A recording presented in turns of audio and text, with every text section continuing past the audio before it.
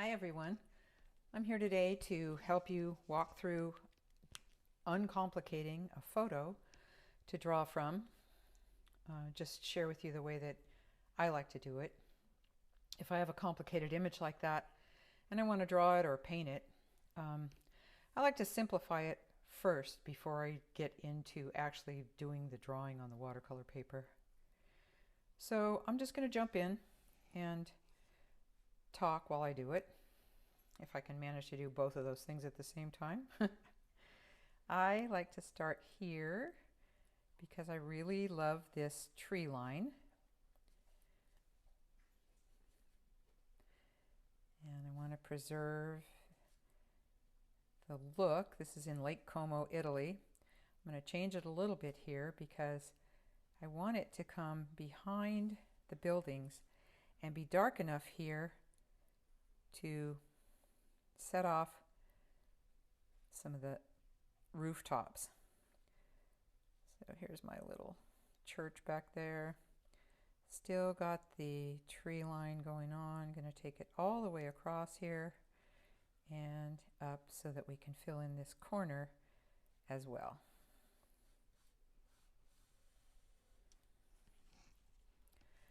I've got some rooftops here to look at.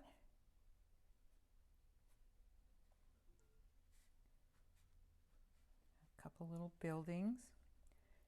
I want to make sure that I set these apart, so I don't want that line and that line to meet.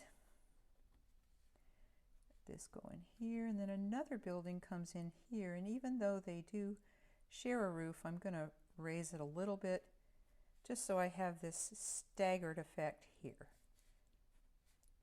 Drop this one down a little bit so they remain slightly separate. More trees.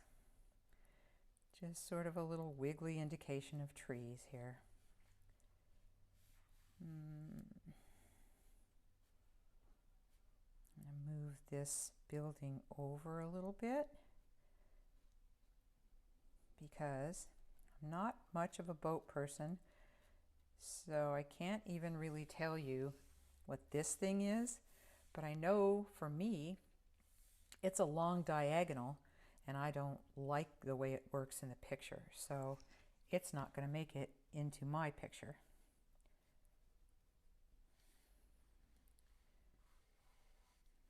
There we are. I do this same process when I'm sitting outside trying to capture the essence of something. I try to see the big shapes. I heard that so many times when I was first learning how to draw, and I really didn't understand what they were talking about for a long time. Now I just like to keep it as simple as possible. We're going to move this so it goes up in a little bit of a diagonal to lead in. And this building comes down there. We got the dock coming along.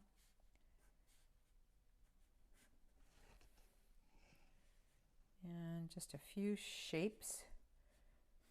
And really what I'm aiming for is just to make this my horizon line and define it with some interesting shapes. So here's a boat back here. Just some lines. I've got a couple of really nice verticals, which I think might have been the whole reason I took this picture in the first place. So here's one. I like to keep my verticals on a tiny little bit of a slant, not usually straight up.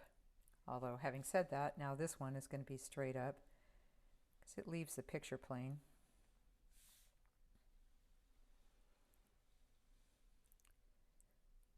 So as far as these lines go, I've got Papa and Mama, and here's a baby line right here. So I've got the threesome of these verticals. Now whatever these things are, I'm going to ignore them for the drawing right now and come back and slap them in with just some tiny little lines. So here's this big stepping stone of complicated boats. I need to simplify this.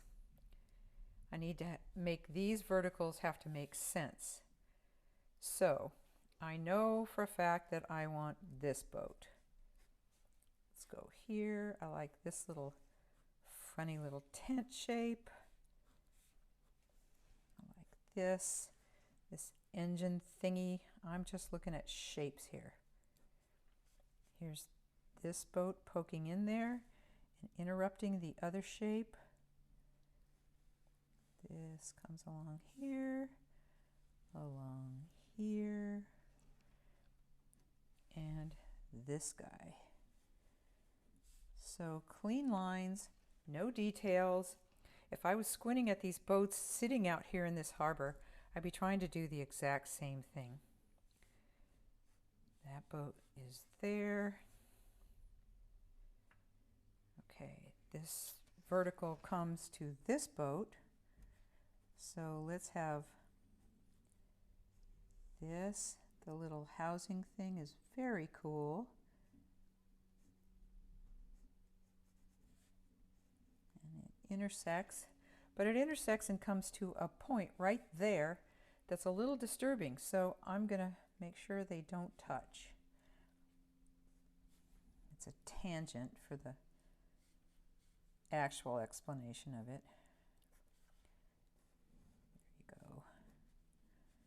This is so much easier on a photograph than it is if you're just sitting out here in this harbor with everyone coming over and looking at what you're doing and saying, "What are you doing?" Okay, I gotta connect this. So I got 1, 2, this boat, 4. This one is important. Let's bring him down here.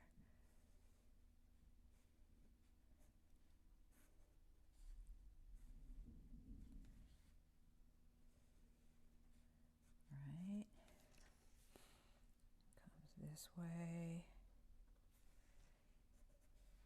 and he connects down here. There's an interesting little shape back here that's a boat.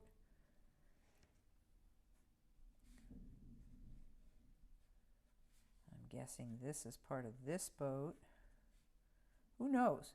This is all going to get drawn or painted, so some of the values just bleed into the next shape. Some of the, if I was to paint it, the lines would be hard and soft lines. Get that down there. I'm not crazy about this part. So I'm thinking I may just leave it out and have water instead. There's a little light shape here that could be a building. Let's make it a building.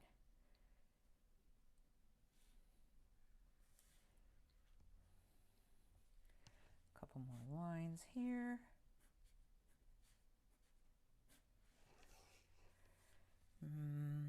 I remember, even though I'm not seeing it as I'm drawing out this photograph, that there's stairs here.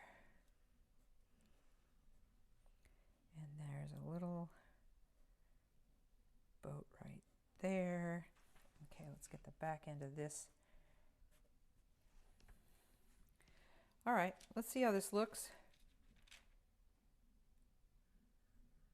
So I got to have something down here. Here's the end of my picture.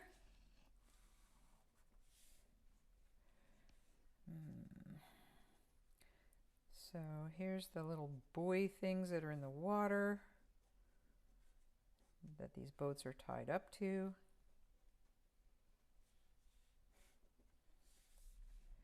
Well, that guy needs one. And let's have him tied up to that one. Let's have a spare one with no ties. And let's say, okay, you may not be able to see this with the filming, but this is all reflection of this boat. And it's going to be a shape for me to use to define the bottom of that boat. There's some, let's make the sand come all the way down here so that we can fill up this corner. And if this is all going to be a dark reflection, I think this might work. All right, So how does this look as a drawing on its own? I think it'll work. Oh, wait, I see a couple things that aren't working. Let's finish that boat off. And this is probably just going to be the bottom part of that boat. So here we are on to the next part, and that is going to be, where is it going to be dark, medium, and light?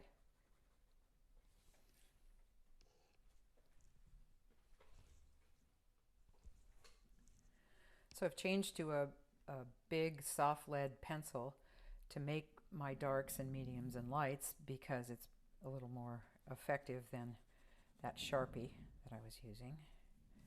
But right here we know that we're going to step from boat to boat to boat, enter the picture here, move up, and get to our center of interest, for lack of a better term. And in order to do that, we've got to move from dark to light to dark to light to step this up and get where we want to go. I know that this is a mid value, and very quickly I just want this shape. If it takes on some value, it's going to be able to start doing its job here for us.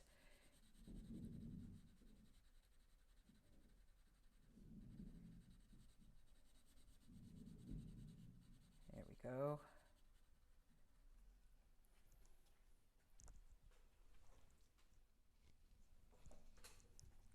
So we just continue to fill in these shapes and let them do the job value-wise that they are intended for here. This is going to be a lighter value moving down into a darker value.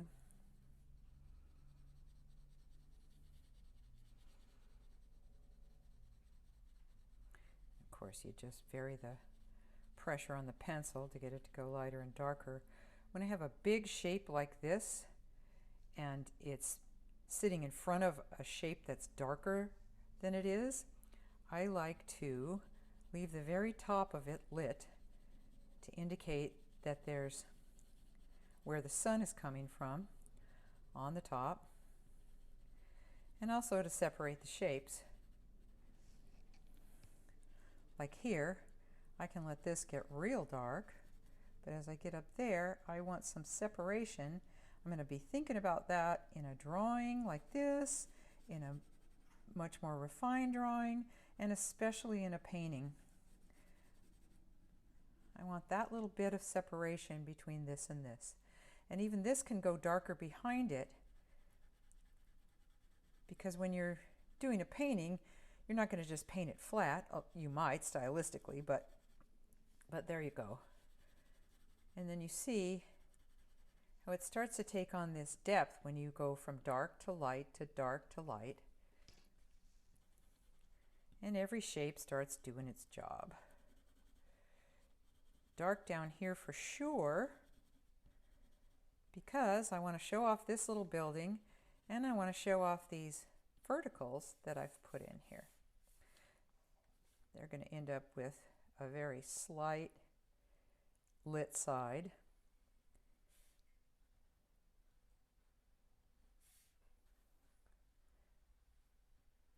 Essentially, I'm making a map here if I decide I'm going to paint this. I have shadows under the roofs. I want to make sure this one drops down lower than that one. Got a little one here and a little one here. And essentially, I'm going to leave the rooftops lit. The faces of the building that are being hit by my light source. So that's a little dark, but I still want that separation there. Stairs. We saw in our photograph that all we care about here is making light to dark to light to dark. So we're starting to take on a little bit of the character. Even though we have simplified this so much, you can complicate it right back up in your painting with little verticals that are dark, number of windows, etc. The water takes on this horizontal feeling. That's going to be accomplished by brush strokes, by how you change your color. I know this is going to be a boat reflection. More on that later. This is water. And here, this is our shore. So it moves in a different direction. And if you can walk yourself through this part with a pencil, and you're going to be home free when you start to paint this. All right, here we have this boat. These boats are lit on the top. So whatever is facing away from this light source, we're going to make sure it stays non-lit. Underneaths are dark. That was pretty light in the picture from what I remember, so I might need that piece of light. And let's say when I paint this, I'm still going to have this be mid-value.